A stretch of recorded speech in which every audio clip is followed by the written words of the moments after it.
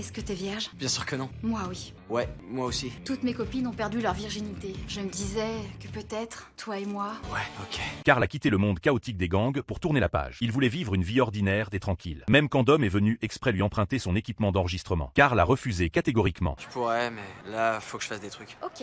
Ça a l'air cool sinon, je te souhaite bonne chance. Il y avait une raison pour laquelle il était devenu si sage. Karl avait trouvé un petit boulot de plongeur dans un restaurant, il voulait gagner son propre argent. Il pensait qu'en quittant la violence, il pourrait vivre paisiblement. Mais la réalité, c'est qu'il passait ses journées et ses nuits à récurer des assiettes en cuisine. Une semaine de dur labeur lui rapportait à peine de quoi payer ses trajets en bus. Ça couvre à peine le bus pour venir ici. Presque raison.